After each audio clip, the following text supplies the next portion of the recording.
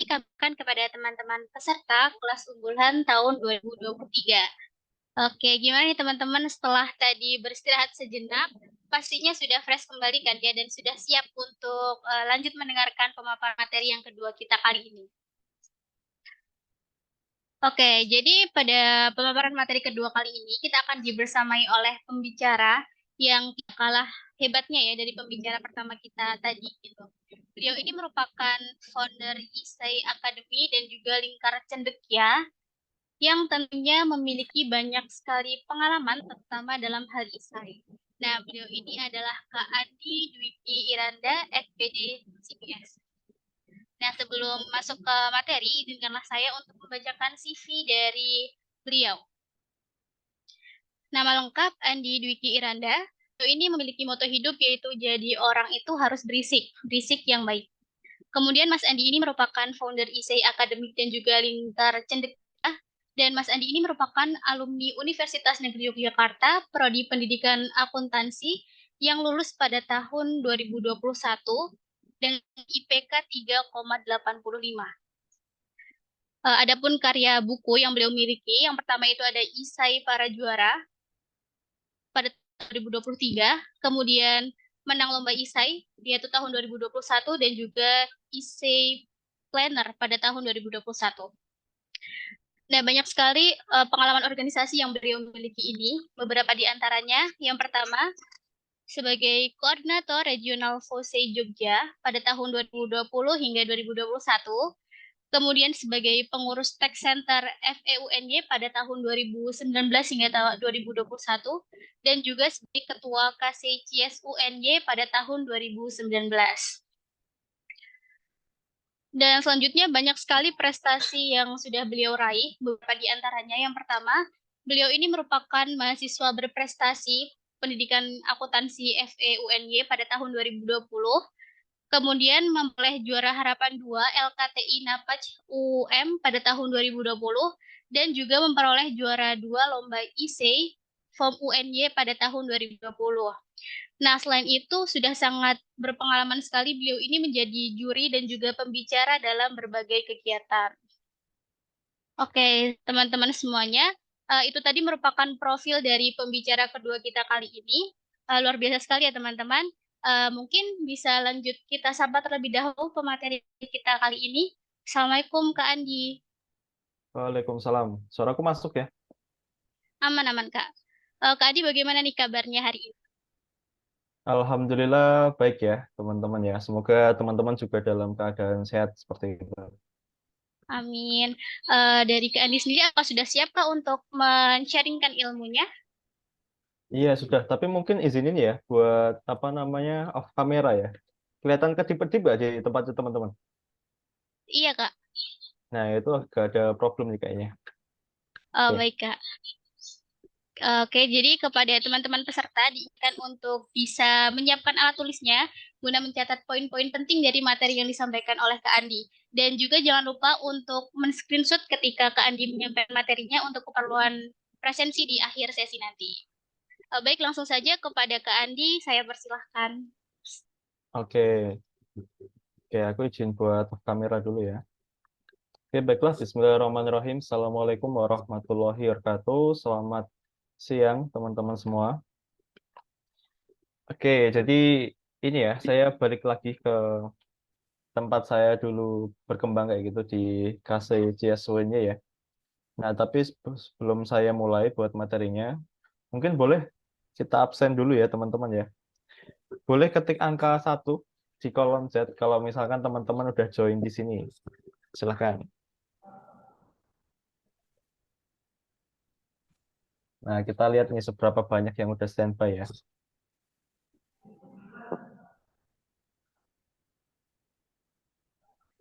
Oh iya, pendaftarnya berapa untuk acara ini?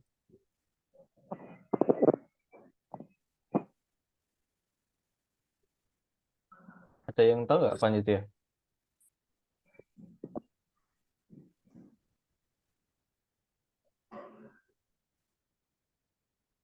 Sekitar berapa gitu? Soalnya ini lumayan banyak ya, ada 60-an. Sekitar 90-an, Kak. Oh, 94 nih ya. Oke, masih 22 nih. Yang lain ada yang udah join lagi, teman-teman? Belum sampai separuh kita.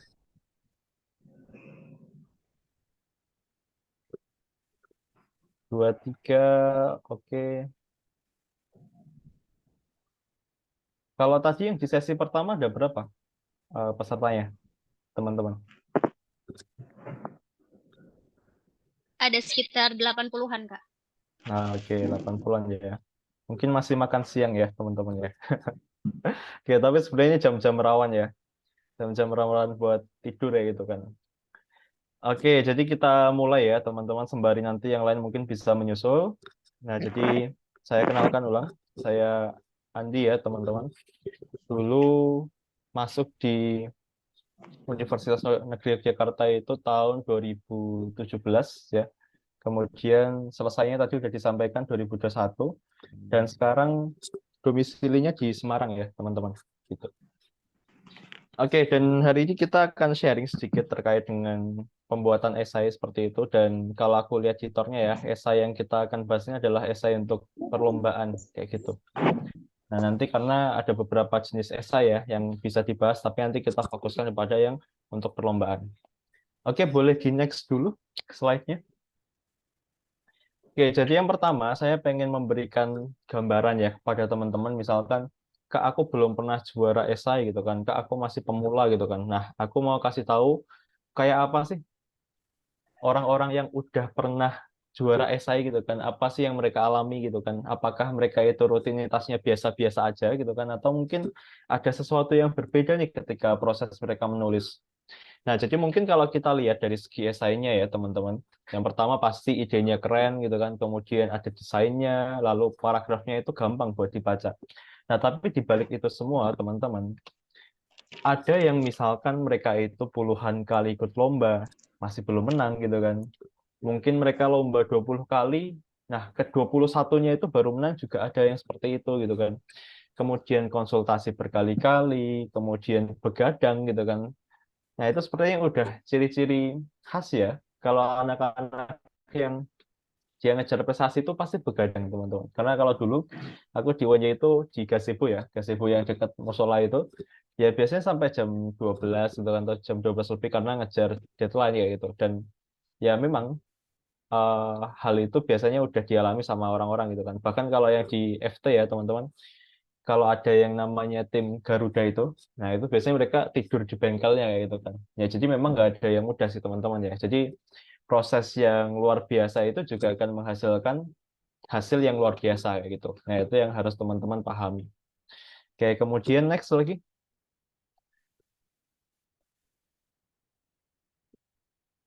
Slide-nya boleh di next. Oke, nah jadi kalau misalkan kita bikin roadmap ya buat teman-teman yang mau dari awal sampai ke juara, jadi ada beberapa poin yang harus teman-teman lewati. Yang pertama adalah kita harus menyiapkan mental dulu. Nah, mental untuk kalah maupun mental untuk menang. Dan dua-duanya punya sikap yang sama sih, teman-teman. Dalam artian gini, mau kamu kalah atau mau kamu menang, tujuan kamu selanjutnya adalah untuk memperbaiki karya esaimu. Karena menang atau kalah itu bukan juga jaminan kalau esaimu jelek maupun esaimu bagus. Karena aku pernah menemukan ya, jadi juri gitu kan. Peserta dari lomba esainya itu cuma 6. Ya, cuma 6. Berarti kan misal kita ini ya dibuat persentase gitu kan. Yang diambil juara itu 5. Jadi juara 1, 2, 3, harapan 1, 2. Nah, yang kalah itu cuma 1 orang gitu kan. Nah, itu kan sangat ini ya, sangat miris ya gitu kan. Kemudian ada juga gitu kan yang misalkan pesertanya sampai 400 sampai 700 tuh ada gitu kan. Jadi belum tentu juga kamu menang atau kalah itu esaimu bagus atau jelek kayak gitu. Nah, tapi poinnya adalah kita harus tetap terus belajar seperti itu. Dan misalkan nih kita ikut perlombaan ya teman-teman ya, pesertanya 100, kemudian yang juara itu cuma 3. Berarti kalau dibuat persentase gitu kan teman-teman, ketika kamu ikut lomba itu, peluangmu untuk dapat juara itu kan cuma sekitar 3%. Nah, 97%-nya apa? 97%-nya kalah kayak gitu. Nah, jadi kita harus mempersiapkan diri juga gitu kan. Karena kekalahan itu rasanya nggak enak, teman-teman. Kita udah capek-capek gitu kan. Kita udah upload Twibbon dan sebagainya gitu kan. Udah bayar juga. Habis itu kalah kayak gitu. Tapi nggak apa-apa gitu kan. Itu adalah pengalaman, itu adalah prosesnya itu. Jarang yang bisa sekali lomba bisa langsung menang tuh kayaknya nggak ada sih. Jarang-jarang banget ya kayak gitu. Nah, kemudian kalau misalkan kita udah punya mental ya, kita udah berani buat menang, berani buat kalah gitu kan. Nah, kita ikut lomba. Ya, kita ikut lomba, kemudian kita belajar tentang POEBI. POEBI itu Pedoman Umum Ejaan Bahasa Indonesia ya. Jadi kalau misalkan bagaimana cara membuat sebuah paragraf, bagaimana cara membuat sebuah kalimat gitu kan. Nah, itu adalah basic-basic yang harus dipahami. Karena banyak gitu kan yang aku lihat ketika bikin tulisan itu misalkan membuat sebuah paragraf ya. Paragraf itu kan minimal ada 3 kalimat, teman-teman. Satu kalimat utama, 2 kalimat pendukung kayak gitu kan. Nah, ada tuh yang kayak satu paragraf tuh cuma 1 kalimat kayak gitu kan. Jadi pendek-pendek gitu kan. Atau mungkin dia panjang beberapa baris tapi titiknya cuma satu. Jadi dia cuma pakai koma, koma, koma gitu kan. Nah, yang pastinya itu udah salah kayak gitu kan. Nah, itu POEBI. Jadi itu udah dipelajari ketika kita SD, SMP, SMA kayak gitu. Bahkan di kuliah kalau nggak salah ada dua SKS buat belajar bahasa Indonesia. Kemudian, nah bisa nulis esai. Nah, jadi bedanya adalah kalau nulis esai itu maksudnya kita paham soal strukturnya, kita paham bagian-bagiannya gitu kan. Yang nanti kita akan pelajari kayak gitu. Kemudian yang di tengah nih, kadang-kadang jadi pertanyaan, desain grafis. Kak, aku kan mau belajar nulis gitu kan. Kenapa kok aku harus bisa desain gitu kan? Nah, jadi kalau untuk lomba-lomba teman-teman, mau LKTI, business plan, esai gitu kan. Kalau untuk lomba yang sifatnya ini ya, lomba inovasi. Jadi bisnis plan, KTI sama SI itu kan lomba inovasi ya teman-teman ya. Nah, kita membutuhkan ilustrasi atau gambar ya untuk menjelaskan seperti apa bentuk dari inovasi kita. Jadi misalkan nih kamu pengen bikin sebuah platform gitu kan idenya. Nah, kamu harus memberikan ilustrasi dari platform itu.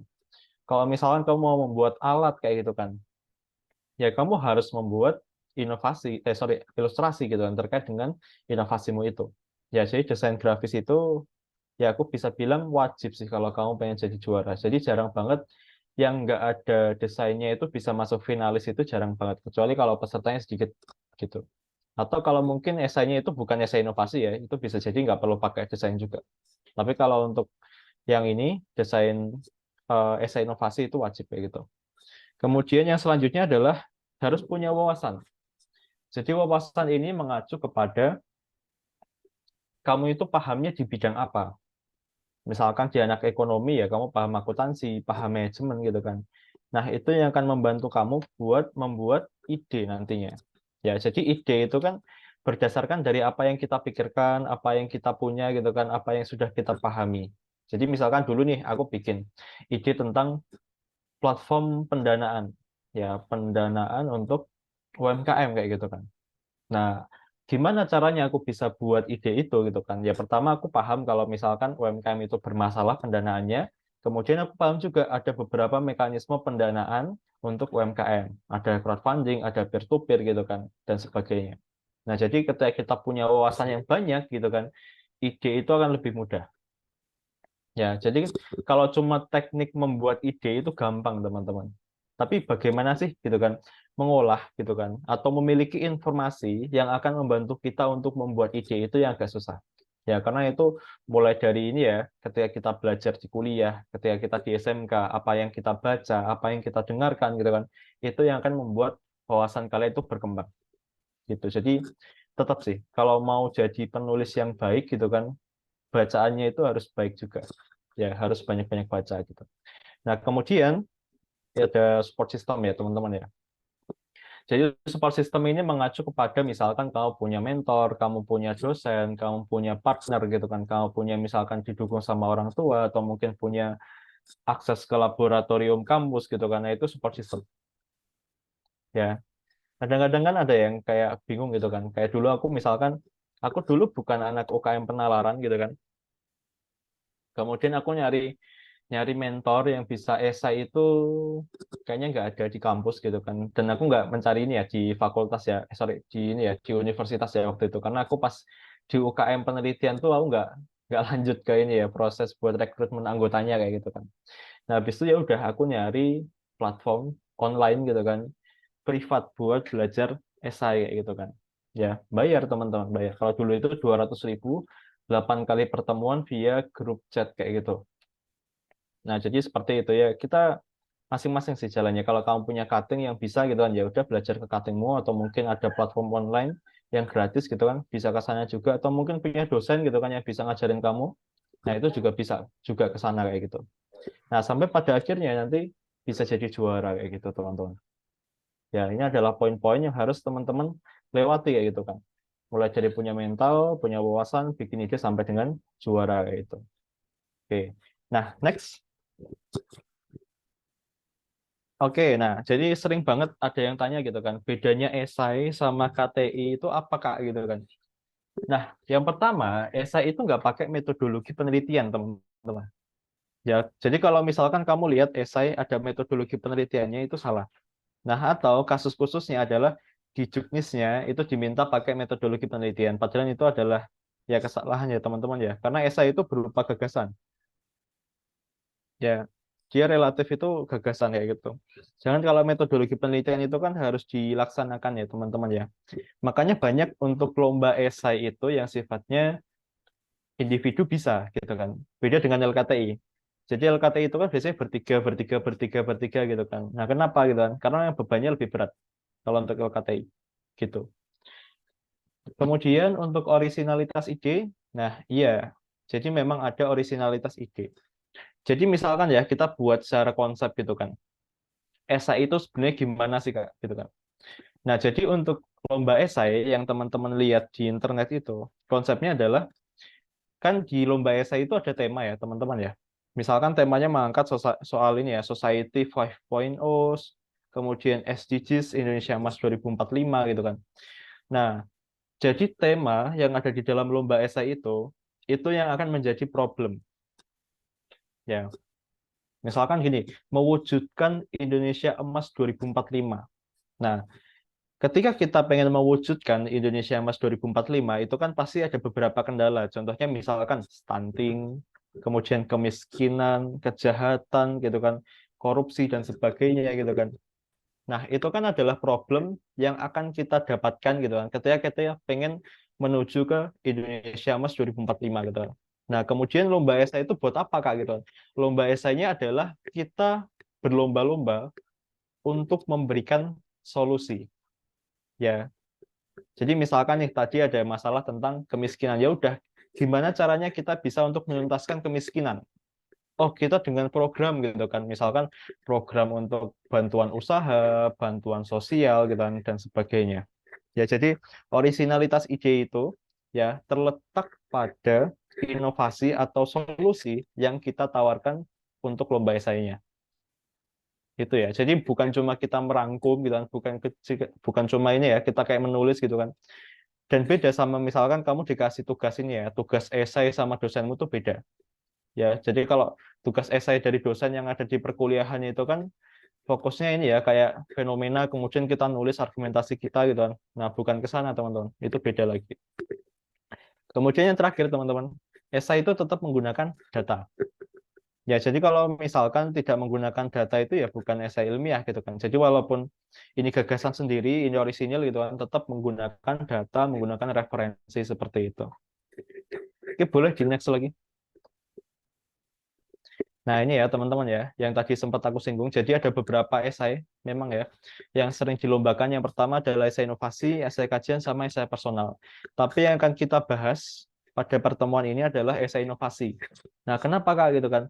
Karena aku bisa bilang ya sekitar 80% lebih lomba esai yang ada ini di internet itu adalah esai inovasi.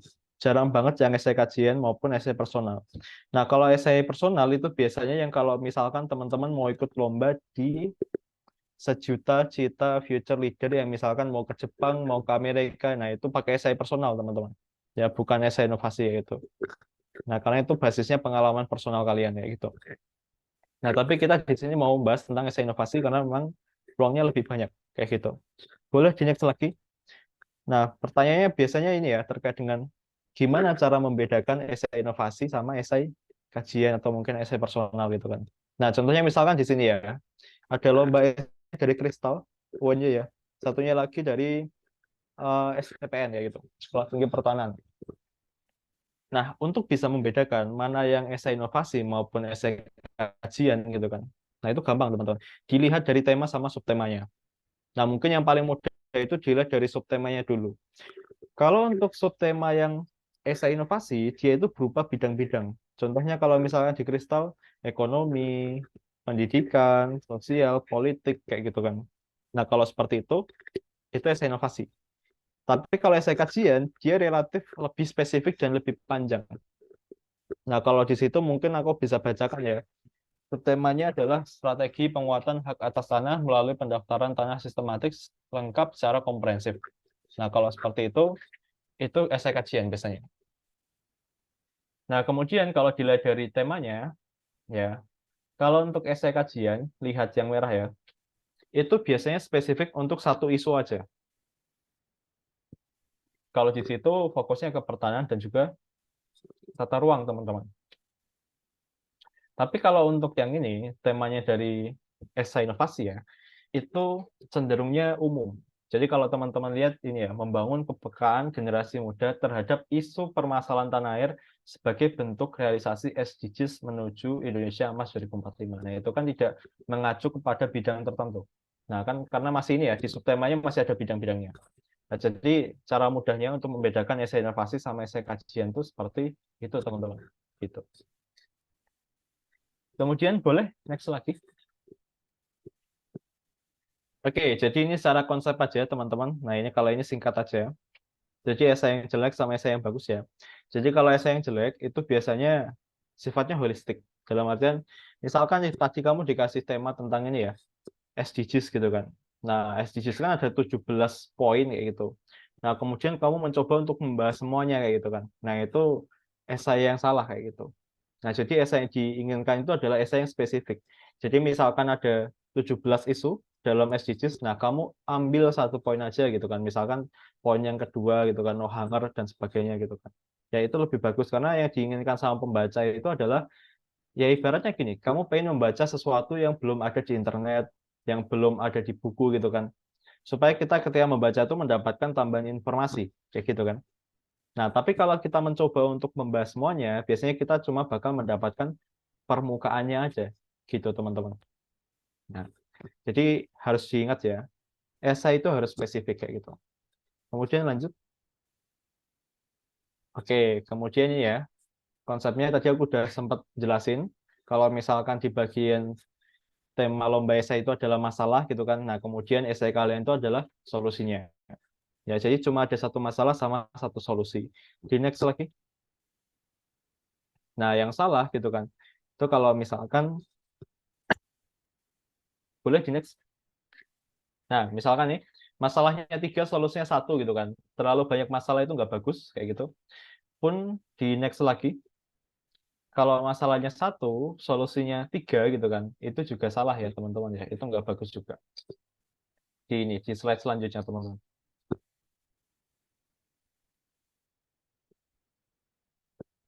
Oke, kayak gini juga salah ya. Jadi cukup satu masalah sama satu solusi. Oke, boleh di next lagi. Oke, nah kemudian proses menulisnya ya. Nah, ini mungkin boleh teman-teman amati kayak gitu ya. Nanti aku cuma bahas sedikit kayak gini. Jadi proses menulis esai itu sebenarnya agak lumayan panjang teman-teman. Ya, jadi kita nggak bisa ibaratnya SKS ya, kayak cuma satu malam itu kan itu nggak bisa gitu kan. Itu sangat sangat sulit kayak gitu. Nah, jadi mulai dari kita mengumpulkan data. Nah, ngumpulin data buat apa Kak gitu kan? Ngumpulin data untuk mendefinisikan masalah apa yang terjadi sekarang. Ya, jadi kita membuat masalah di latar belakang itu bukan berdasarkan asumsi kita gitu kan, bukan, tapi berdasarkan data yang ada. Karena nanti ketika kamu menyusun latar belakang di pendahuluan ya, itu membutuhkan data kuantitatif, data yang bersifat angka. Misalkan terkait dengan tingkat polusi gitu kan di Jakarta gitu kan. Kemarin kan ada ya dari IQR gitu kan, dia merilis data kalau misalkan tingkat PM-nya itu 2,5 gitu kan, artinya yaitu sangat buruk kayak gitu kan. Nah, itu yang harus dimasukkan seperti itu. Bukan cuma pernyataan Indonesia sedang gawat polusi gitu kan. Nggak cuma itu, tapi butuh data kuantitatif. Nah, kemudian setelah ada masalah, kita akan memunculkan ide. Ya. Nah, kemudian dari ide kita membuat kerangka sistem sampai dengan akhirnya submit ya, teman-teman ya. Karena ini lumayan panjang kayak gitu. Nah, nanti kita akan bahas di slide selanjutnya. Oke, boleh di next dulu. Oke, ini di next aja. Langsung yang ke next lagi. Oke, nah di sini ya. Nah, jadi kita masuk nih ke urgensi kenapa kita harus membuat ide yang bagus. Jadi pengalamanku teman-teman sebagai juri ya dalam lomba esai, untuk ide dan juga penulisan itu sebenarnya 50-50. Dalam artian dia sama besarnya lah untuk penilainya. Nah, cuma gitu ya, kalau kita sebagai seorang pembaca, yang kita lihat dulu itu kan judulnya ya. Nah, dan judul itu merefleksikan dari ide kalian. Nah, kalau idemu bagus, itu pasti bakal dibaca gitu kan. Menarik buat dibaca. Tapi kalau idenya nggak bagus, biasanya di-skip. Nah, bahkan sekarang aku bisa nih, kalau misalkan kamu kasih list ya, list judul-judul esai gitu kan, itu bisa memprediksi mana sih yang bakal masuk 10 besar gitu kan, mana sih yang pasti nggak masuk gitu kan. Itu bisa. Ya, karena memang ide itu berpengaruh itu. Jadi belum sampai dibaca gitu kan isinya. Kalau misalkan idenya itu udah gagal gitu kan, ya itu nggak bakal dilanjutkan teman-teman. Ya, jadi sepenting itu ide ya. Oke, boleh jelas lagi. Nah, dan ide itu ada 3 poin ya yang harus diingat ya teman-teman. Yang pertama itu adalah novelty. Novelty itu adalah kebaruan atau yang kita sebut inovasi. Nah, kalau bahasa inovasi kan ya inovasi gitu ya. Kemudian yang kedua itu adalah alur berpikir idenya. Nah, jadi proses memunculkan ide itu sederhananya gini. Pertama itu ada masalah, kemudian ada ide lain. Nah, ide lain itu seperti apa kayak gitu kan. Ide lain itu adalah ide yang udah diwujudkan sekarang. Contohnya, misalkan sekarang ada masalah tentang sampah. Ya, masalah tentang sampah. Sampah itu banyak banget yang belum terkelola. Kemudian pastinya udah ada usaha untuk meminimalisir sampah. Contohnya misalkan ada tempat bank sampah gitu kan. Kemudian ada yang bikin alat daur ulang gitu kan. Udah ada TPA gitu kan. Kemudian komunitas pengelola sampah dan sebagainya. Nah, cuma gitu kan. Ketika sudah ada ide lain ini, masalah itu belum selesai. Kayak kemarin di Piungan gitu kan, misalkan sampai overload kayak gitu kan. Nah, maka kita membutuhkan analisis kebutuhan gitu kan. Nah, analisis kebutuhan itu memiliki output antara lain gini. Dalam artian misalkan nih, oh kayaknya kepanjangan ya. Oke, analisis kebutuhan ini dia memiliki output untuk mengetahui kira-kira apa sih celah dari inovasi yang sudah ada. Kan udah ada TPA, udah ada bank sampah, udah ada alat daur ulang. Kenapa kok masih ada sampah yang belum terkelola? Ya, analisis kebutuhan itu seperti itu. Nah, hingga akhirnya pemilihan sistem ini lebih ke inovasi apa sih yang bisa kita berikan kayak itu.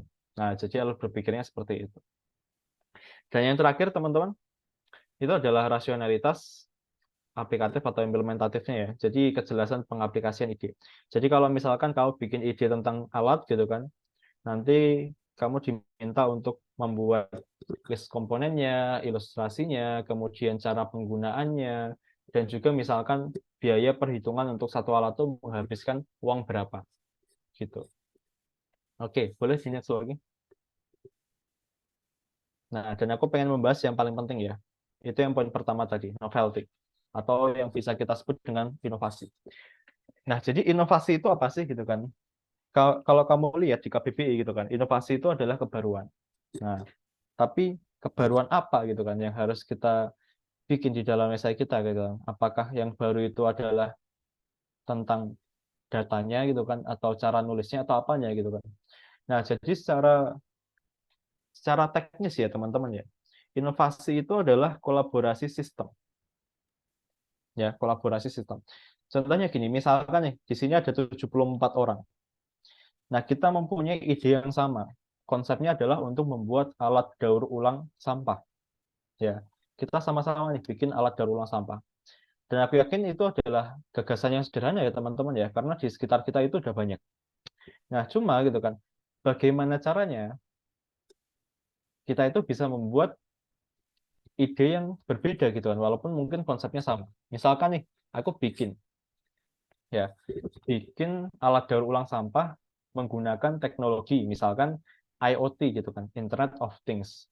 Ya, tempat sampah yang dia itu bisa mendeteksi sendiri kalau misalkan udah full gitu kan. Nah, tapi bisa juga gitu kan.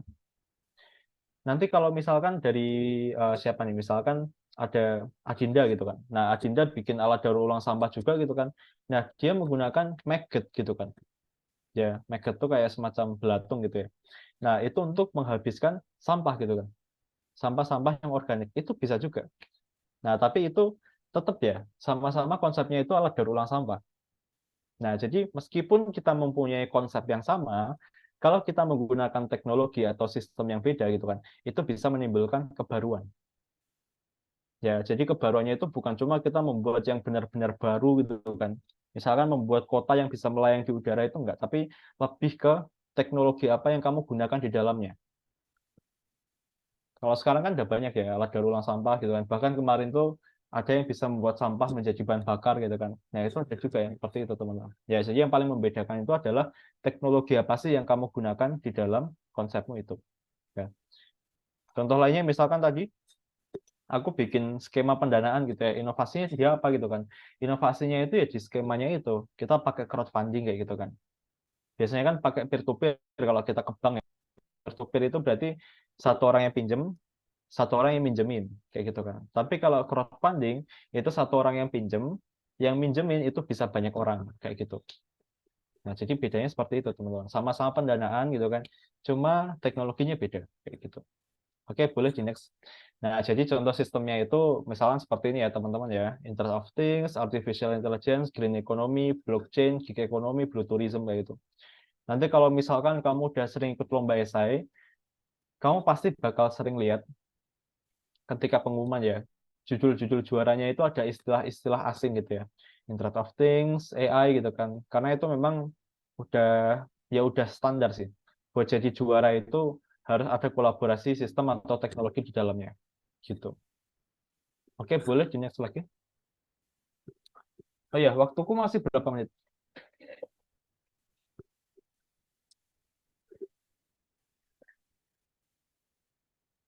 Untuk waktunya sampai 13.55, Kak. Oke, 13.55 ya. Boleh mungkin ini yang di skip aja. Lanjut. Oke, di sini ya. Nah, jadi teman-teman, tadi kan kita udah ini ya, udah ngobrolin soal inovasi gitu kan. Nah, selanjutnya itu tentang urgensi ya. Dalam artian gini, aku bisa pastikan gitu kan, kebanyakan yang menang lomba itu anak saintek. Kalau untuk lomba-lomba inovasi. Kamu lihat di PKM pun, pasti ada anak saintek. Entah kalau itu PKM ke atau apa gitu kan, itu pasti ada anak saintek. Kalau misalkan yang soal inovasi. Kecuali kalau riset ya, kalau riset beda lagi. Karena gini, eh, masalah-masalah yang ada di saintek kayak gitu kan, ya yang menghasilkan ide saintek pula gitu kan, itu bisa lebih terukur urgensinya. Contohnya gini, misalkan nih masalah sampah ya, itu kan masalah lingkungan. Nah, masalah lingkungan itu bisa diukur. Misalkan berapa persen sih yang belum terkelola gitu kan. Nah, itu kan hal mudah. Dan kemudian kalau misalkan kamu membuat ide gitu kan, misalkan kayak tadi alat daur ulang sampah, itu juga bisa diprediksi seberapa besar sih yang terkelola gitu kan. Nah, beda cerita kalau misalkan nih, kalau kita pendidikan. Nah, pendidikan tuh bisa dilihat berapa yang belum punya fasilitas gitu kan. Berapa yang misalkan mengalami learning loss kayak gitu kan. Nah, tapi akan sulit untuk memprediksi output dari ide kita. Biasanya kan gini, ada learning loss nih ketika pandemi gitu kan. Karena pembelajarannya kurang maksimal. Nah, kemudian kita mencoba untuk membuat sebuah media platform pembelajaran. Ada yang bikin ada video pembelajarannya, ada yang ada library-nya gitu, dan semacamnya. Nah, tapi itu nggak bisa diprediksi seberapa besar ide itu akan berpengaruh kepada peserta didik. Kecuali kalau misalkan itu memang eksperimen dan itu dilaksanakan. Nah, itu beda lagi. Tapi kan karena kalau misalkan esai itu kan jarang ya dieksperimen atau misalkan benar-benar diimplementasikan ya. Itu cuma sekedar gagasan gitu kan. Nah, makanya kita harus bisa mengukur urgensi kayak gitu ya, teman-teman ya. Jadi bukan dalam artian gini, kamu dari pendidikan harus bikin ide tentang pendidikan tuh enggak. Kamu tentang ini ya, kamu dari akuntansi harus bikin ide tentang akuntansi itu enggak kayak gitu. Karena juri itu enggak melihat ini ya, teman-teman ya. Kayak relevansi antara jurusanmu dengan idemu tuh enggak kayak gitu. Ya. Juri itu menilainya ya sesuai dengan urgensi apa sih masalah yang ada sekarang. Kalau sekarang biasanya tentang polusi ya itu ya. Nah, jadi ada beberapa poin gitu ya, supaya kamu bisa membuat prioritas gitu kan. Kira-kira masalah mana sih yang urgent sekarang kayak gitu kan. Misalkan yang pertama terkait dengan momentum gitu kan. Nah, pertanyaannya adalah apakah masyarakat sudah beradaptasi gitu kan. Contohnya kalau misalkan COVID, kamu membahas di tahun 2020, itu pasti rame banget. Dan dulu tahun 2020 itu isi lomba itu tentang COVID semua. Bikin masker gitu kan, bikin vaksin dan sebagainya. Itu banyak yang seperti itu. Tapi kalau sekarang, itu udah nggak laku. Ya, karena momentumnya udah lewat. Kemudian kalau misalkan dari segi ekonomi gitu kan, nah kita lihat seberapa besar kerugiannya. Jadi kalau misalkan sekarang itu polusi gitu kan, nah polusi itu seberapa besar sih kerugiannya kepada masyarakat gitu kan. Rugi atau enggak mereka itu gitu. Kemudian kalau dari segi kesehatan pun sama. Seberapa parah kualitas kesehatannya.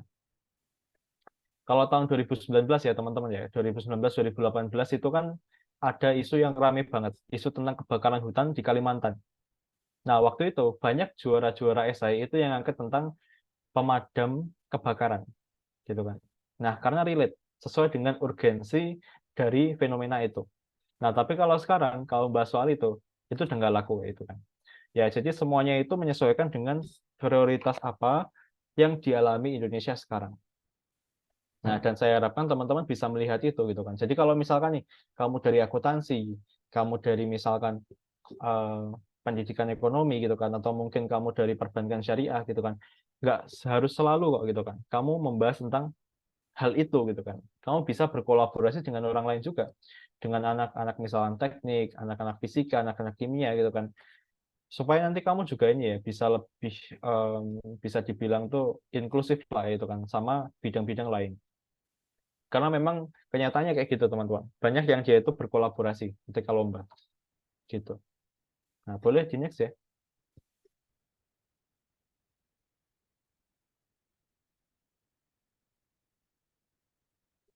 Oke, nah sekarang kita udah masuk struktur ya teman-teman ya. Nah, jadi kalau kita masuk ke struktur esai, itu kan sebenarnya ada beberapa ya. Pertama adalah judul, kedua itu adalah pendahuluan, ketiga pembahasan, keempat itu penutup, kemudian kelima adalah daftar pustaka, yang terakhir adalah lampiran. Nah, dan yang pertama dilihat sama pembaca atau juri ya, itu adalah judul. Nah, dan kenapa sih judul harus menarik gitu kan? Jadi judul itu adalah first impression. Ya, jadi yang menentukan apakah mereka akan penasaran atau enggak itu berdasarkan judulnya. Kemudian yang kedua, judul itu merupakan rangkuman naskah. Jadi naskahmu itu harus bisa digambarkan dalam judul yang kamu buat. Nah, dan yang terakhir, judul menentukan keputusan pembaca.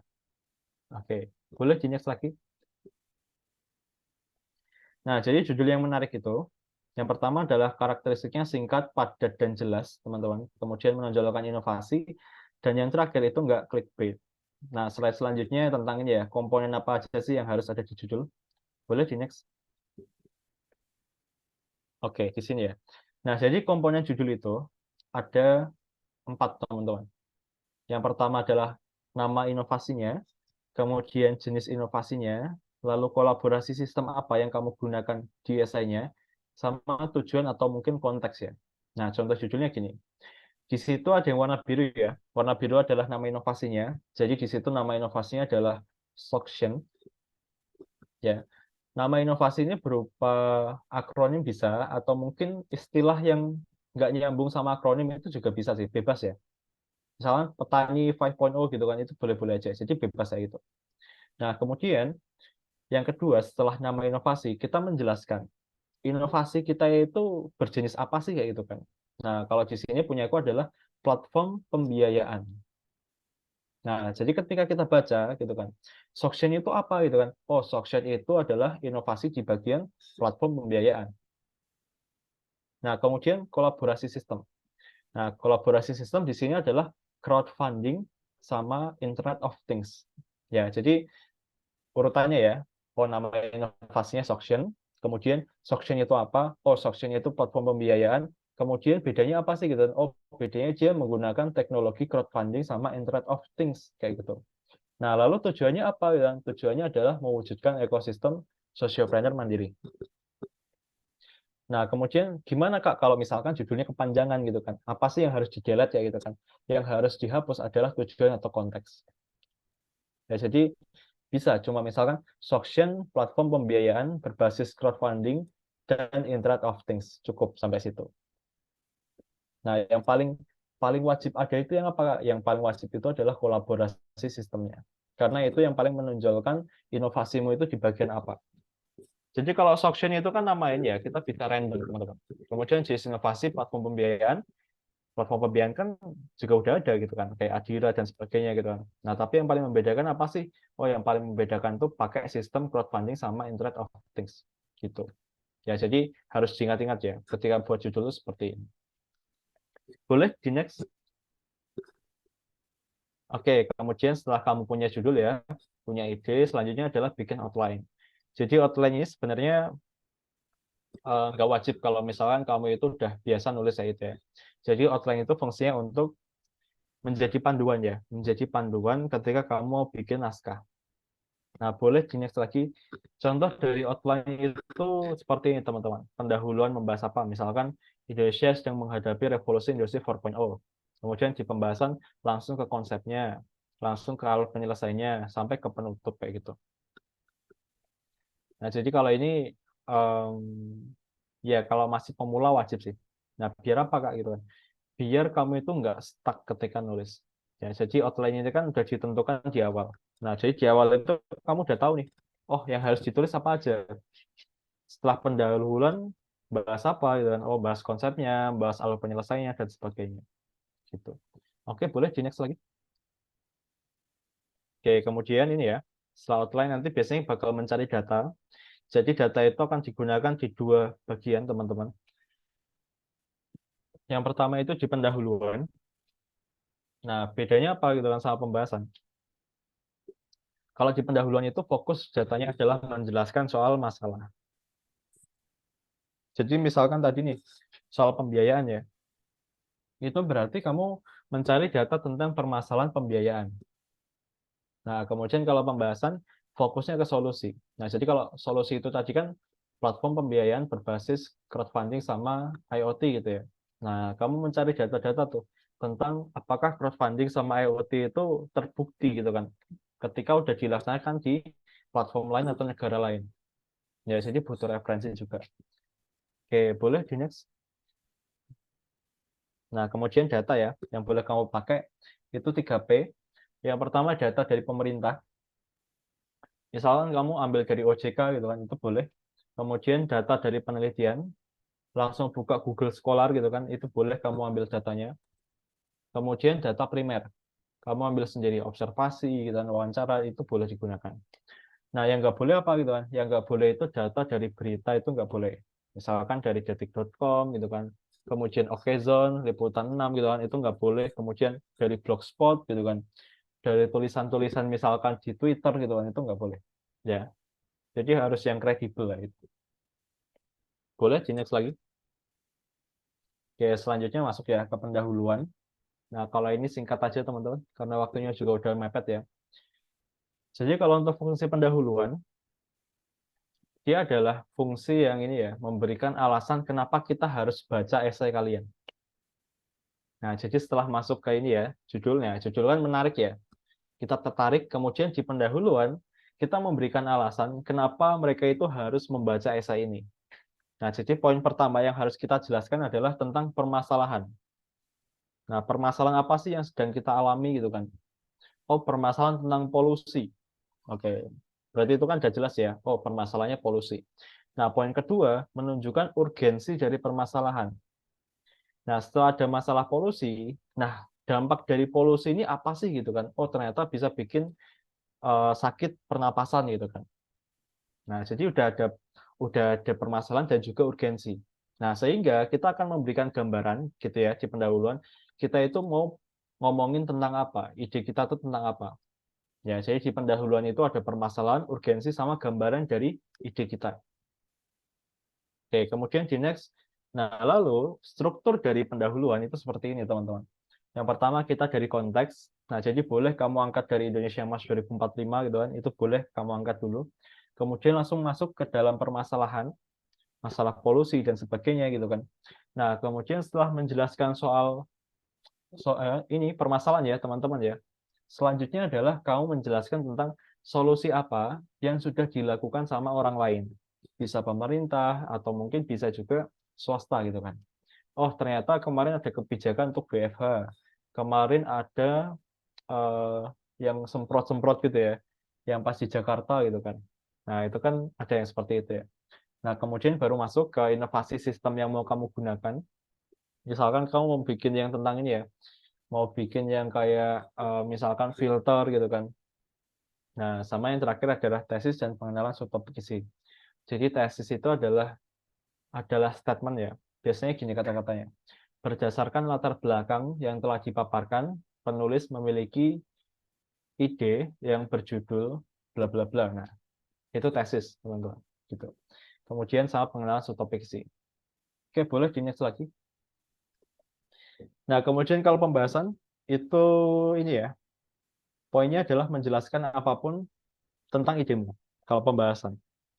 Jadi mulai dari konsep inovasinya seperti apa, kemudian alur penyelesaian melalui inovasi. Jadi biasanya kita menggunakan diagram alur ya. Sama yang terakhir adalah detail inovasinya. Bisa ilustrasinya, stakeholder-nya, strategi implementasi, SWOT gitu kan. Dan masih banyak lagi sih. Biasanya kita pakai lampiran juga. Jadi kalau dibuat persentase, teman-teman, pendahuluan itu sekitar 20 sampai 30%. Penutup itu 10%. Nah, pembahasan itu 60 sampai 70%. Ya, jadi banyak banget pembahasan. Oke, kemudian boleh di next lagi. Oke, ini next saja. Terus, oke, boleh di next lagi. Nah, yang terakhir adalah kesimpulan ya, atau penutup. Nah, jadi di penutup ini ada 2 poin. Yang pertama adalah kesimpulan dulu. Selanjutnya adalah saran ya, teman-teman. Jadi kesimpulan ini itu gampang sebenarnya membuatnya. Jadi kamu nyatakan lagi masalahnya apa, kemudian kamu punya ide apa. Nah, kesimpulan itu seperti itu. Kemudian kalau saran itu memberikan saran berkaitan dengan tindakan selanjutnya. Misalkan kamu pengen si pembaca itu lebih aware, lebih sadar gitu kan. Atau misalkan kamu membutuhkan dukungan dari berbagai pihak gitu kan. Biasanya saran ini lebih ke yang futuristik sih. Ya, jadi kira-kira kamu butuh apa gitu kan. Atau misalkan butuh ide lain untuk pengembangan ini, nah itu bisa juga. Jadi kesimpulan itu seperti itu. Oke, boleh di next lagi. Nah, ini ya, kesalahan ya. Oke, jadi yang pertama, biasanya buat salah itu adalah tidak mencantumkan data permasalahan. Nah, itu salah. Jadi data itu wajib, apalagi data kuantitatif. Data kuantitatif itu adalah data yang bersifat angka. Kemudian yang kedua, terdapat penjelasan konsep di dalam pendahuluan. Nah, itu juga salah. Misalkan, kamu membahas masalah tentang polusi. Kemudian kamu mendefinisikan polusi itu apa. Nah, itu nggak perlu. Jadi kamu langsung aja polusi itu bermasalah gitu kan. Nah, seperti itu. Kemudian yang ketiga, tidak menggunakan ilustrasi berupa gambar, tabel, diagram itu juga salah. Lalu tidak menggunakan flowchart. Nah, ini sebenarnya sama ya, ilustrasi gambar sama flowchart itu. Nah, kenapa kok harus pakai kayak gitu kan? Karena yang pertama, itu akan mempermudah pembaca untuk memahami tulisan kalian. Nah, dan yang kedua, itu untuk membuat tulisan kalian lebih menarik. Jadi nggak ini ya, nggak membosankan gitu kan. Isinya cuma tulisan doang gitu kan. Jadi harus ada gambar, harus ada flowchart kayak gitu. Kemudian tidak memanfaatkan lampiran. Nah, itu satu kesalahannya. Jadi kalau kamu udah bisa nulis esai, biasanya kamu itu akan kekurangan tempat untuk menulis.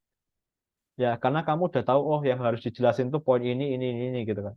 Tapi kalau masih awal-awal gitu kan, biasanya akan bingung harus nulis apa gitu kan.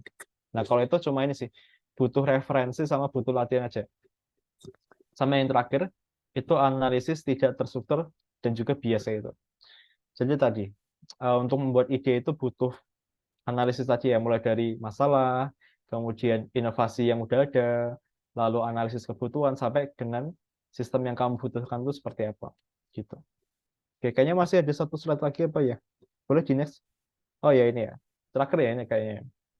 Nah, jadi nanti teman-teman ya, ketika misalnya ke final, itu ada beberapa poin yang harus kamu ingat.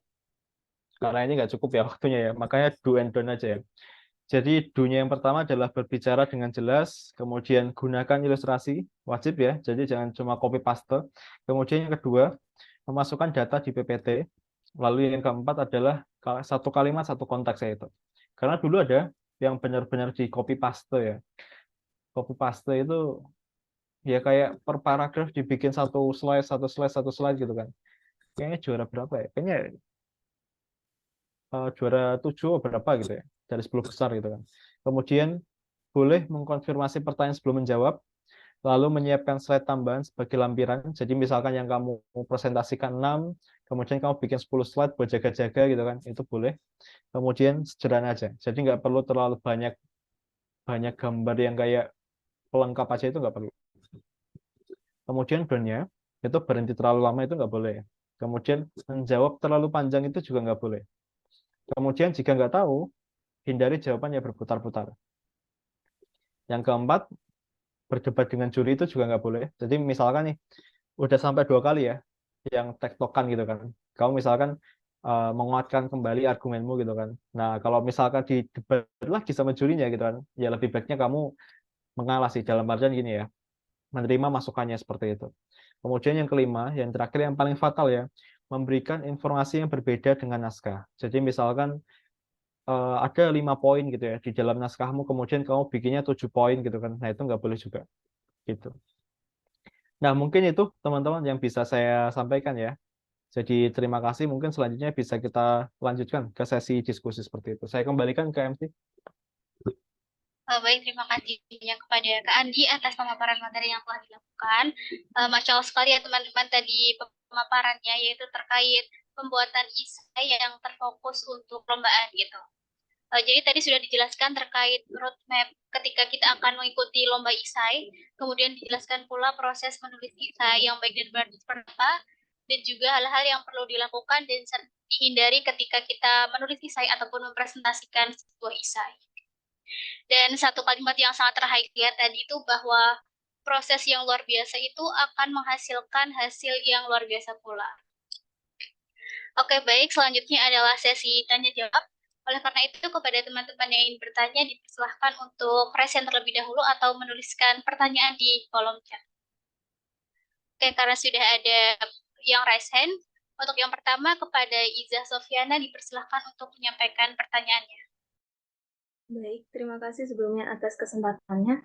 Nah, di sini saya izin bertanya ke Kak Andi ya, apakah semakin panjang esai itu nantinya dapat semakin baik? Selanjutnya yang kedua yaitu pertanyaan saya tadi kan dibahas terkait inovasi. Nah, mungkin saja opini kita itu bisa saja sama dengan opini orang lain yang sudah pernah dibuat esai dan sudah dipublish, tapi kita tidak mengetahui. Nah, apakah nantinya bisa masuk ke plagiarisme? Dan yang terakhir itu mungkin dari Kak Andi sendiri yang sudah berpengalaman banyak bisa membagikan tips bagaimana melatih kepenulisan kita supaya terpikirkan banyak kata-kata yang inovatif dan gitu. Terima kasih. Oke, boleh langsung dijawab nih. Boleh Kak, silahkan. Oke, tadi ada 3 ya pertanyaannya ya. Yang pertama itu terkait dengan apakah semakin panjang itu semakin bagus ya? Benar, Kak. Oke. Jadi kalau untuk itu jawabannya enggak sih. Ya. Jadi bukan semakin panjang sih, tapi semakin detail ya yang kamu jelaskan. Jadi bukan kata-katanya, tapi mungkin lebih ke substansi yang kamu berikan. Misalkan gini, contohnya nih, kalau kamu punya ide berupa ini, misalkan aku kasih contoh temanku dulu ya, bikin platform untuk ini masalah psikologi, ya mental health kayak gitu. Nah, jadi kita itu bukan cuma menjelaskan dengan kata-kata yang panjang gitu kan, bukan, tapi kita memberikan detail-detail yang diperlukan untuk supaya pembaca itu memahami ide kita itu seperti apa. Nah, jadi yang dia lakukan yang pertama itu pasti ya dikasih ilustrasi, dikasih konsep gitu kan. Nah, bahkan gitu kan, dia itu ngasih list pertanyaan apa yang akan dicantumkan di dalam websitenya dia. Nah, jadi misalkan nih, di situ ada beberapa tahap gitu kan. Misalnya tahap yang pertama itu tentang pengisian profil diri kayak gitu kan. Nah, ditulis tuh profil diri itu apa aja yang harus dicantumkan di situ. Misalkan nama gitu kan, kemudian misalkan masalah mentalnya apa, nah itu dicantumkan di situ. Nah, dan kemarin aku juga sempat tuh menjuri ya di UNAS gitu kan. Nah, dia itu bikin program pendidikan. Nah, program pendidikan ya sama dia jelasin konsepnya dan seterusnya gitu kan. Nah, dia juga bikin kurikulumnya, dia juga bikin jadwalnya seperti apa, kemudian ini ya kayak jadwal kemudian substansi dari jadwalnya itu apa aja yang harus disampaikan gitu kan. Itu dibikin sama dia. Ya, jadi bukan cuma ini sih. Semakin panjang itu bukan gitu kan. Jadi kan bisa ya kita cuma mengulang-ulang kata gitu kan, tapi seberapa substansial sih ya detail-detail yang kamu sampaikan kayak gitu. Ya, jadi bukan cuma panjang aja, tapi ya sesuai dengan poin-poin yang bisa membuat pembaca itu tercerahkan sama idemu. Nah, kemudian yang kedua, tadi soal ini ya, plagiasi ya kalau nggak salah ya. Benar, Kak. Nah, kalau itu mungkin em, kalau kita nggak tahu ya, itu terlepas dari ini ya, niat buruk ya kayak gitu ya. Cuma sebenarnya kalau dalam essay inovasi itu, kita nggak benar-benar bikin dari nol kok. Dalam artian kita menciptakan yang benar-benar baru itu enggak. Kita itu bisa biasanya ini ya, menggabungkan teknologi yang udah ada. Jadi misalkan nih, kamu juga di penelitian ya, penelitian itu nggak benar-benar bikin baru gitu kan, tapi dia itu meneruskan atau memodifikasi apa yang udah ada. Ya, jadi misalkan nih, kalau tadi aku bikin gitu ya, platform pembiayaan menggunakan menggunakan crowdfunding sama Internet of Things gitu ya. Nah, kemudian kamu memodifikasi ide itu boleh gitu kan. Misalkan yang awalnya itu crowdfunding sama IoT, nah diubah jadi crowdfunding sama blockchain gitu kan. Nah, itu boleh. Ya, itu bukan plagiasi gitu ya. Jadi memang kita menggunakan teknologi yang udah ada. Nah, terlepas misalkan nih, ternyata kombinasinya sama gitu kan, sama-sama crowdfunding sama IoT gitu kan. Nah, itu nanti bisa beda gini sih, bisa beda di teknis penggunaan teknologi itu di bagian mana ya. Nah, misalkan aku menggunakan Internet of Things untuk mensortir ini ya, apa namanya, investornya gitu kan. Nah, bisa jadi kamu menggunakan IoT di tempat lain. Nah, itu boleh. Itu boleh seperti itu. Kemudian yang terakhir, tadi soal apa, sorry? Yang terakhir. Soal bagaimana dari Kak Andi sendiri pengalamannya untuk melatih kepenulisan supaya bisa lebih banyak menulis kata-kata yang inovatif maupun yang menarik. Oke, kalau itu mungkin yang pertama pasti ya jam jam terbang itu wajib gitu ya. Yang kedua itu kau pasti membutuhkan feedback. Jadi kalau kamu nulis sendiri itu kemungkinan nggak bakal bisa progres gitu ya, karena kamu pasti bakal bingung kira-kira apa nih yang harus diimprove gitu kan. Nah, jadi penting banget buat punya mentor gitu kan. Makanya tadi aku bilang entah kamu pakai mentor yang cuttingmu sendiri atau di organisasimu gitu kan, atau mungkin mentor berbayar, atau bisa jadi dosen gitu kan. Ya itu wajib. Ya poinnya cuma itu sih. Karena nanti kalau misalkan ya kita dikasih feedback tulisanmu kurang inovatif gitu ya, pasti kita bakal termotivasi ya. Kita bakal ke-trigger gitu kan. Oh, kita bakal nyari jurnal lain dan sebagainya gitu.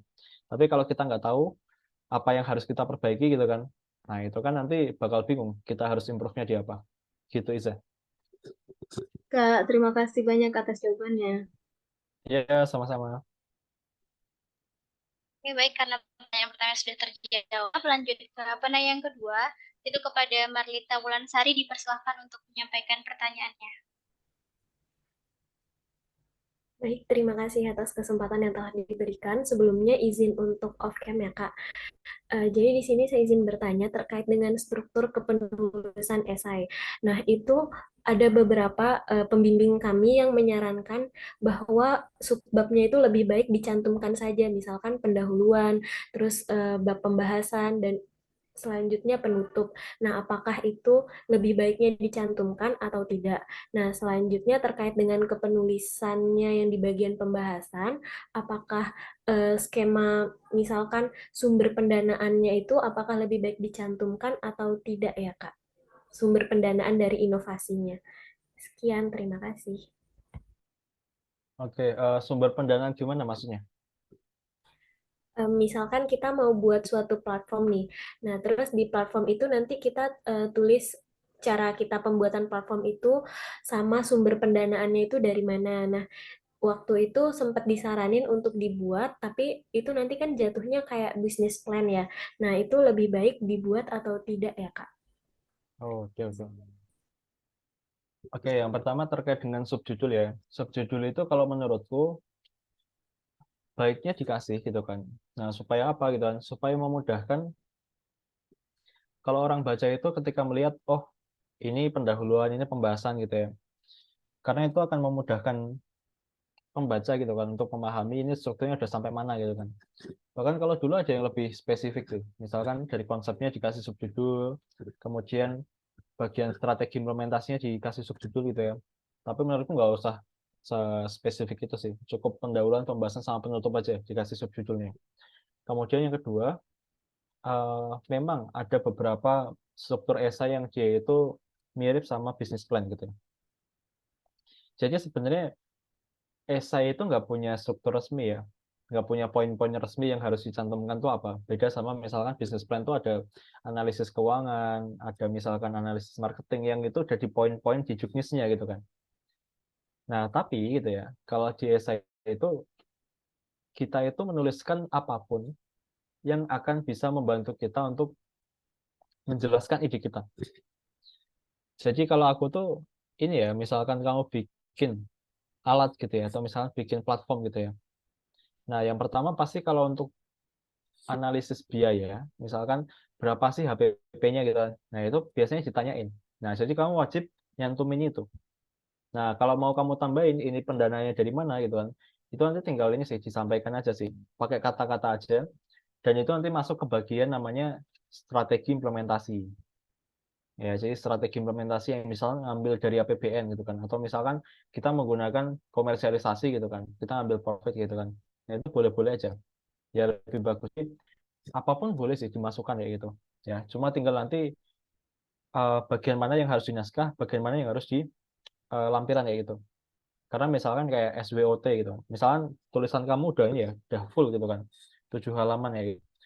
Nah sementara masih banyak poin yang harus kamu sampaikan gitu kan misalkan ada strategi implementer tahun kemudian ada misalkan analisa pembiayaan gitu kan nah kira-kira mana sih yang harus disampaikan dulu gitu kan nah tinggal diatur itunya sih jadi kamu boleh sih mencantumkan banyak poin di SIMO itu boleh gitu.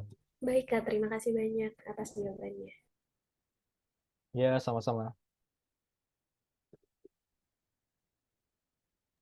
Oke, baik teman-teman, dikarenakan semua pertanyaannya telah terjawab, diucapkan terima kasih kepada peserta yang sudah berpartisipasi dalam mengikuti sesi tanya jawab ini. Sekali lagi kami ucapkan terima kasih kepada Kak Andi yang telah berkenan untuk men-sharingkan ilmunya kepada kita semua. Dan semoga apa yang sudah disampaikan Kak Andi dapat kita terapkan dalam kehidupan sehari-hari. Baik teman-teman, sesi selanjutnya adalah sesi dokumentasi bersama dengan pemateri kita. Oleh karena itu, kepada teman-teman yang belum mengaktifkan kameranya, dipersilahkan untuk bisa on cam terlebih dahulu guna melaksanakan dokumentasi.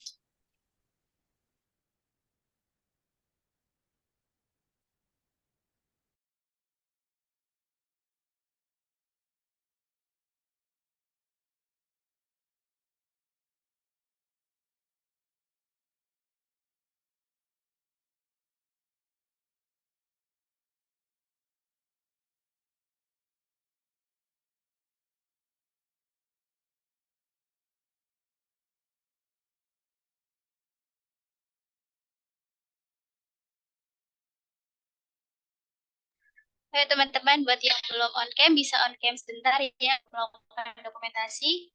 Kita tunggu sampai 14.08.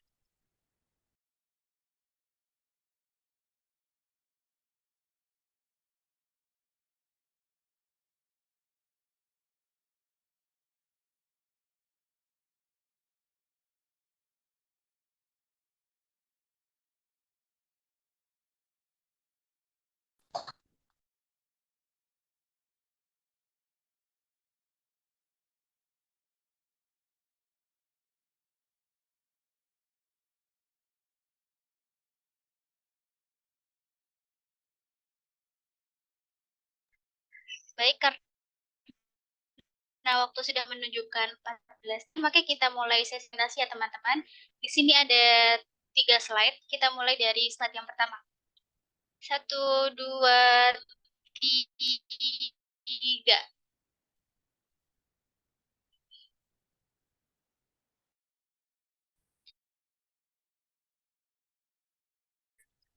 Sekali lagi.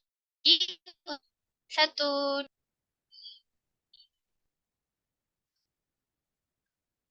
Oke, kita lanjut ke slide nomor 2. 1, 2, 3.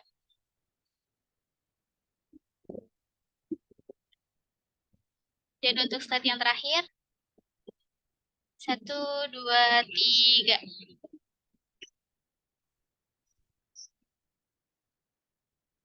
Oke, baik teman-teman. Terima kasih sudah meluangkan waktunya untuk on cam gitu ya. Sekali lagi kami ucapkan terima kasih kepada Kak Andi yang telah membersamai kita, dan kepada Kak Andi apabila terdapat kepentingan lain dipersilahkan untuk meninggalkan Zoom meeting. Terima kasih. Ya, sama-sama. Pamit ya, teman-teman ya. Siap, Kak.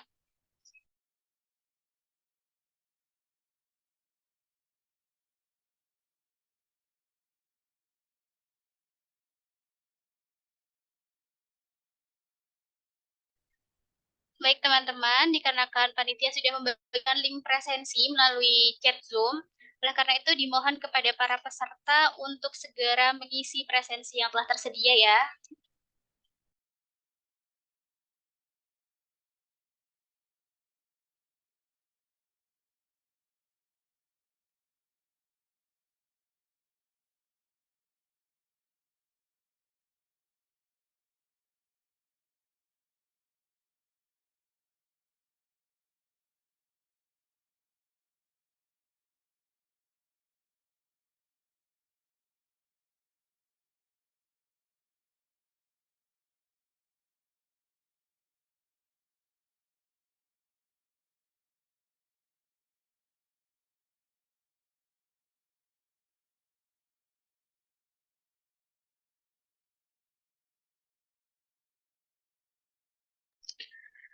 Baik teman-teman sekalian, tidak terasa kita sudah berada di penghujung acara.